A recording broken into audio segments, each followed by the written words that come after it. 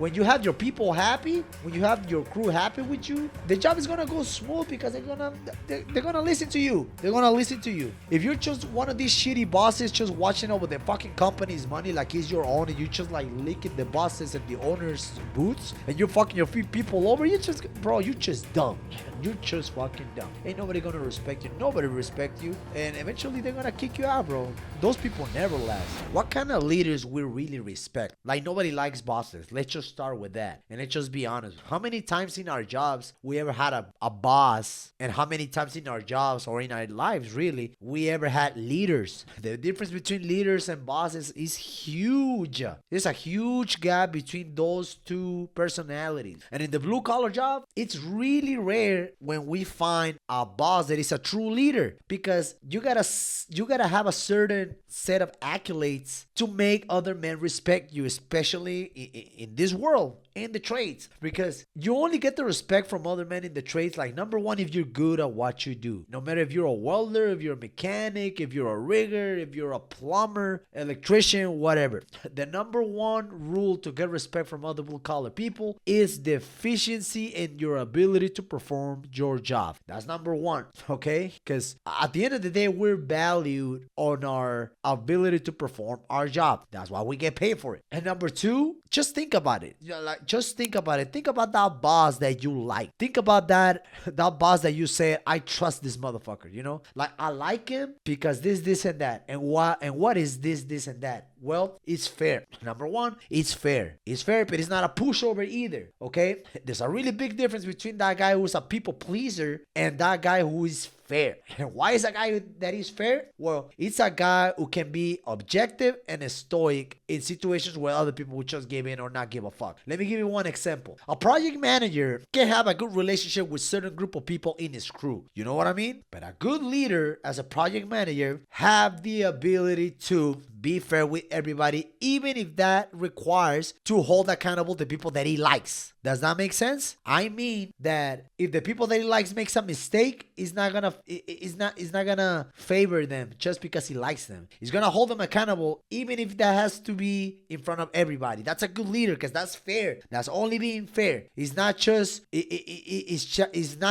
going after the guys that he don't like or he don't talk to. He's going after everybody. That's a good leader, a fair one. And number three, well, a lot of people know this, but they don't really want to admit it, or I don't know, maybe you guys don't know this. But a good leader, a project manager, a supervisor, or whatever, a good leader is a guy that is confrontational with people. Hear me out.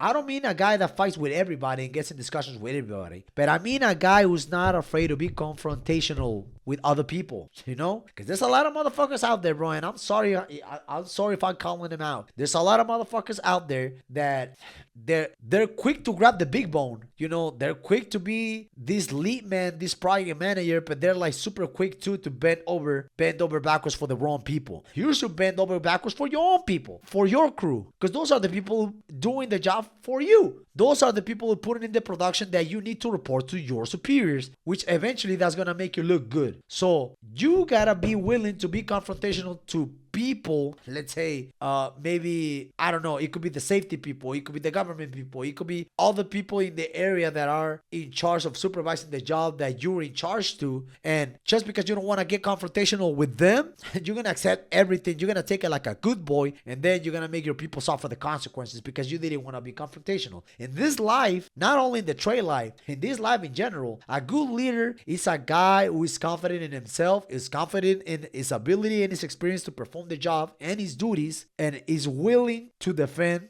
his ideal. Okay, and if he's right, he's gonna defend you guys. He's gonna be on your side as long as you do the right work for him, of course. But it requires a certain amount of balls, bro, to be confrontational. You have to be willing to be confrontational if you want to be a good leader and a good superior. And I mean a good leader for me is a supervisor, call it a boss, a project manager, or whatever, a lead man that everybody's gonna follow no matter what. Everybody's gonna listen to him, not just hear him in a safety meeting or whatever. He's somebody that everybody's gonna listen to, and whatever he says, everybody's gonna, or most of the crew is gonna trust him and are gonna follow whatever he says, because he's a good leader. He's good at at what he does. He's got a good experience. He's fair and he's confrontational. He's not afraid to be confrontational. In other words, for a lack of a better word, he's got balls. He's got balls. At least that's the best leaders that I ever had in all my experience working in the trade. You know, being smart is not, it's not good enough. Having experience is not good enough, because yeah, there's a lot of superiors out there who have 20, 30 plus years in the field. Okay, bro, but so what? So what? Like that don't work for me for shit. Because you're not gonna be fair to me. You're not gonna do the job that I have to do. I mean, what do I care if you have 30 years of experience, of welding experience? At the end of the day, I gotta be the one who's gotta climb up there and weld the fucking thing. You know what I'm saying? So it's whatever. It's cool and all, because I guess that you know what we're supposed to be doing, but we gotta do it. And that's not good enough if you're just gonna be a fucking people pleaser. A fucking people pleaser, you know?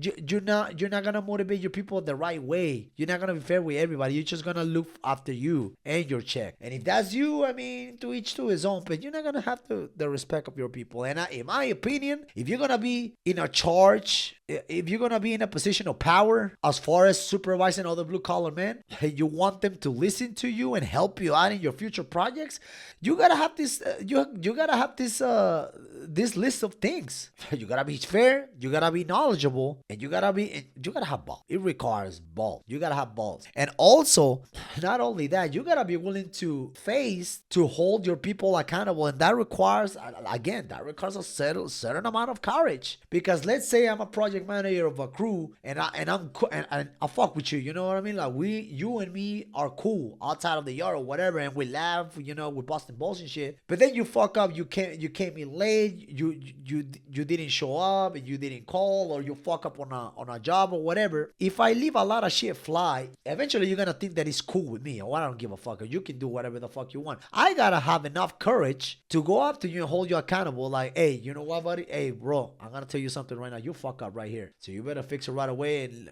don't let this happen again, bro. Like, I don't wanna be the guy who has to hold you accountable for it and probably report you, change you, or fire you or whatever. That's part of being fair and part of having the courage to hold everybody accountable. And not everybody's meant to do that, bro. Honestly. And I see that a lot of companies out there in any industry are quick to pick the wrong people as a supervisor or as a lead, just because I don't know, their attendance is perfect, or just because they have leadership skills. Bro, leadership skills, like I said, you're probably focusing on the wrong leadership skills, because the right leadership skills is gonna take your projects even further. You know, we all know this.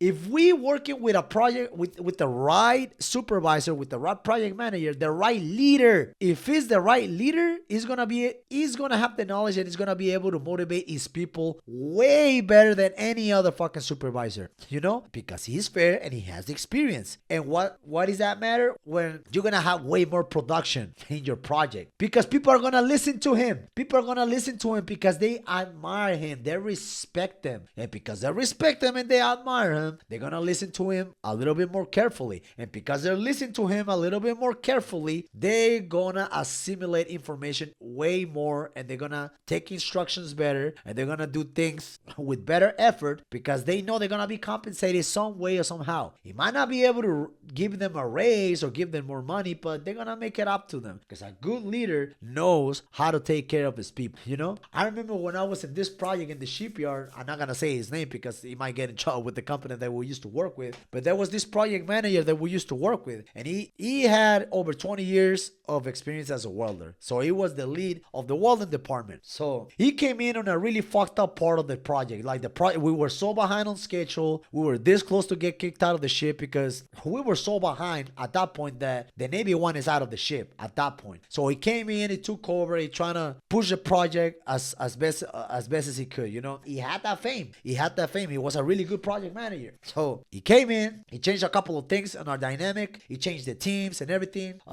You know, based on that's how I knew he had experience and he knew what he was talking about. He was like, okay, you are better at fitting, so you're gonna be in this space, and you are better at welding, so you're gonna be in this space, and you are better at this, so you're gonna be with this guy, and you he knew how to utilize us better. So from that moment on, I knew that he had experience, and it was fair as well because we were working 12. At that point, we were working 12 hours every day. So he knew how to motivate us. He knew how to motivate us. He knew which guys were coming in a little bit earlier than usual, and he knew which guys were coming in late more times than usual. So he knew who was putting in the work and who did not. So at the end of every week, he will come up to me. I remember one day, bro. One day I was showing up every day, and I was, modesty aside, I was doing a bunch of projects for him in a really decent amount of time. So at the end of the week, it was a Saturday. We were supposed to work 12s too, and I was on my tools, and I was just finished up Wilderness Foundation, and I was wrapping up to move on to the other foundation because I was already ahead of my project. So as I was wrapping up my tools to move on to the next thing, he came up to me and he was like, he saw what I did, inspect my welds and everything, and he looked at me and he was like, "Wow, you finished, huh?" And I was like, "Yeah, I finished." And he was like, "Wow, so you're wrapping up, huh?" And I'm like, "Yeah, I'm just gonna move on to the next phase." And he was like, "No, you're gonna go home." And I was like, "Go home? What you mean?" "Yeah, you're gonna go home. You finish this up for me like really quick because I asked you to.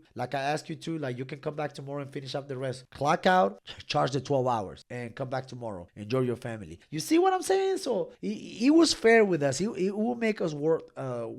It will make it worth it. It will make it worth it. That's a good leader right there because I was motivated to come back the next day. And I remember at the end of the project, towards the end of the project, we had 2 days to finish the whole project, like Saturday and Sunday. So on Friday night, no, I'm sorry. So on Saturday morning, we came into work, right? 12 hours. So as we were wrapping up and everything, right? So he came in to me and two other guys, me and two other welders. He came in and he was smoking a cigarette. He was like, "Guys, I know that, it's the end of the ship, but we need to finish this, guys. We need to finish this. Now, I have a plan to finish this. But I'm going to need your support. Guys. And before I tell you the plan, I got to tell you this. If you help me out, I'm going to make it worth your while. I promise you that." So I said, like, "Yeah, sure." But at that point, I liked the guy. I respected the guy. So I was like, "So what you need, bro?" So he pulled out his wallet. He got his golden credit card. He gave it to me. And he was like, "Listen, Ramon, I want you to do this. It's the end of the ship. I want you to take this card, take these two guys, go and get a couple of steaks in you, a couple of cold beers on me, and then come back because we're gonna pull an all-nighter. We need to finish this by Sunday afternoon. Can you do that for me?" I just look at the rest of the other two guys, and the other two guys were like, "Fuck it, fuck it. Yeah, sure, bro." We went to Denny's, got some steak and eggs, got a couple of beers or whatever, came back, and said and done, bro. We came back like at 6 p.m. and we stopped working like at 6 a.m. of the next day. We stayed the whole night, and eventually we finished the project.